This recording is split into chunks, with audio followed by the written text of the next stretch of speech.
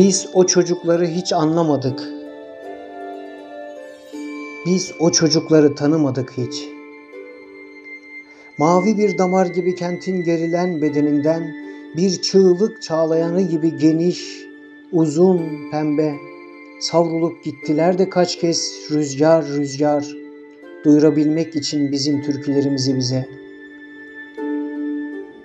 Bir gün olsun inip aralarına katılmadık. Sesimizi katmadık seslerine. Korktuk. Neden korktuğumuzu bilmeden büyük heyecanlardan korktuk. Küçük rahatlardan. Uzun yolculuklardan, yakın acılardan. Kurumlaşmış ne varsa güzeli ve geleceği kuşatan korktuk hepsinden.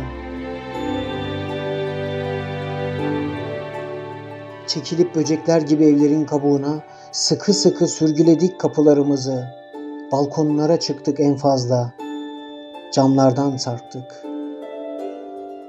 Garip bir merakla bakıp arkalarından saygılı, şaşkın, küçümser, karmakarışık duygular içinde bocalayıp kaldık. Sözleri ulaştı uzaklığımıza perde perde. Tan yerinde yükselen buğusu gibi toprağın. Ama elleri, yürekleri, yüzleri sert miydi, sıcak mı? Dost muydu, düşman mı? Bir gün olsun dokunup kendi ellerimizle, aklımızla, yüreğimizle, duygularımızla anlamadık. Uyup yükseklerden gelen bir sesin buyurgan tonuna, bizim olmayan bir ağızla konuştuk haklarında. Şimdi düşünüyorum da, korkmayan yanımızmış o çocuklar bizim, ama biz korktuk. Konuşan yanımızmış o çocuklar bizim, ama biz sustuk. Düşleyen yanımızmış o çocuklar bizim, ama biz düşünmedik.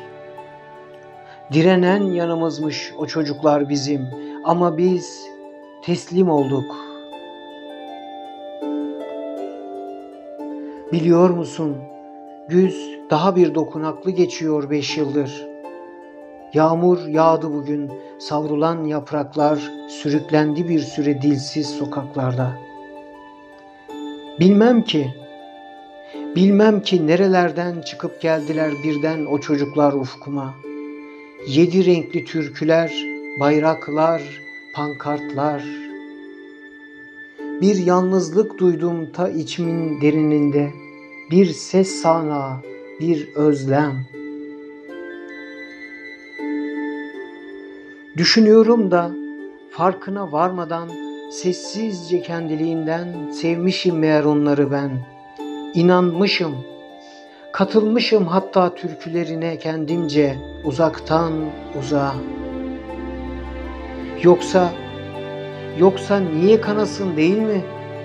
Bunca yıldan sonra sesim böyle durup dururken